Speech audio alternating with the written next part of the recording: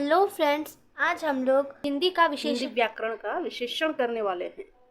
हाँ। इससे पहले हमने संज्ञा किया, सर्वनाम भी किया हुआ है और आज विशेषण करने वाले हैं, क्योंकि ये आपके एग्ज़ाम में आएंगे। संज्ञा किसे कहते हैं, सर्वनाम किसे कहते हैं, विशेषण किसे कहते हैं, तो एग्ज़ाम में ये आएगा। 4 क्लास के सिलेबस में ये चीज़ है, तो इसलिए अलग से विशेषण को भी पढ़ना है। हालांकि ये भाषा अभ्यास में दिया हुआ नहीं है, ठीक है।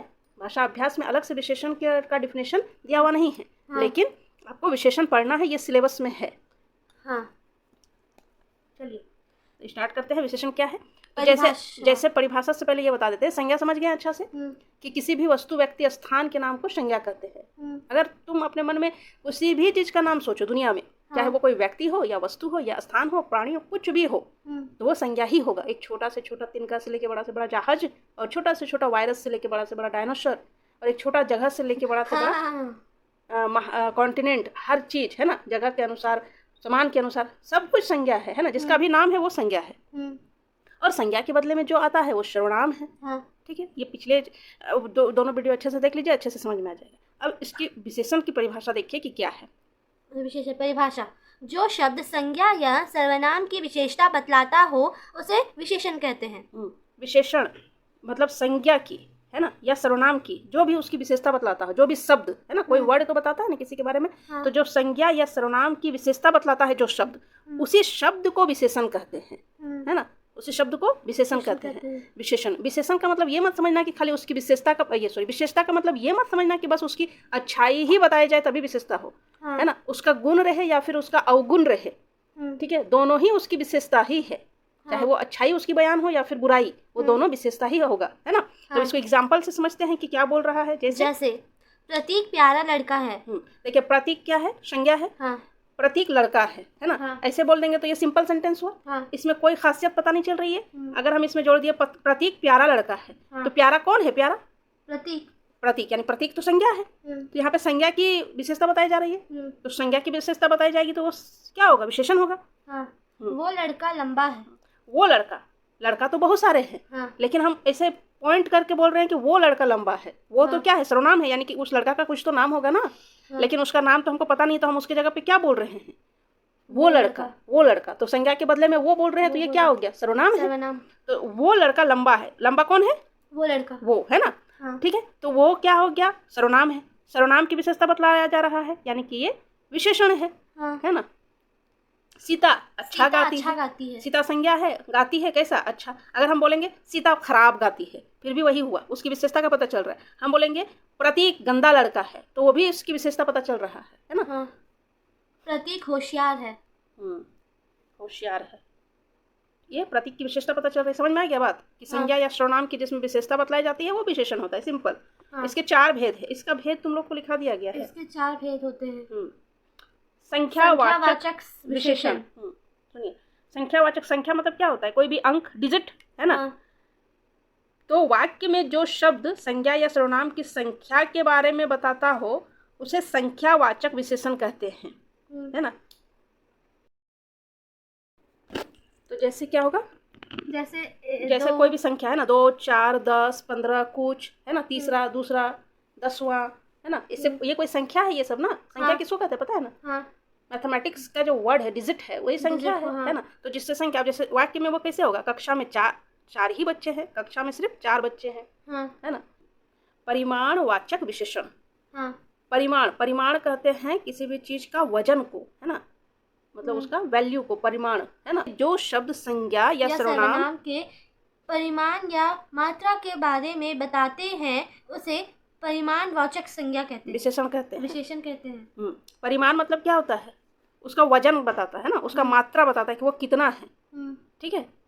तो जैसे बोलेंगे 2 किलो, 10 ग्राम, तो इसको हम लोग गिन नहीं सकते हैं, है ना। बस इसकी मात्रा, इसकी क्वांटिटी का पता कर सकते हैं, ठीक है, कि कितना, ऐसे गिन नहीं सकते हैं, ठीक है। तो वो सब चीज में आएगा परिमाणवाचक में। संख्यावाचक में हम उसको गिन सकते हैं, परिमाणवाचक में उसको गिन नहीं सकते हैं। वजन करके आप उसको समझ सकते हैं कितना है ना। परिमाण मतलब होता है क्या? कि उसका वजन, है ना। तो 2 किलो, 10 ग्राम, लीटर, कुछ, कम, ज्यादा आदि। इस तरह से, ठीक है। ठीक है। अब आते हैं गुणवाचक विशेषण। जिस शब्द से संज्ञा या सर्वनाम के गुण, रूप, रंग आदि का बोध हो उसे गुणवाचक सर्वनाम कहते हैं। विशेषण कहते हैं। विशेषण कहते हैं। बराबर। क्या नींद लग रहा है? नहीं, साफ नहीं पढ़ रही है। तो गुणवाचक विशेषण कहते हैं ना, जिससे भी विशेषण उसका गुण का पता चले, रूप रंग का पता चले। बोध मतलब क्या होता है? पता चले, है ना। जिस शब्द से उसको गुणवाचक, जैसे सुंदर, अच्छा, गंदा, गंदी, है ना।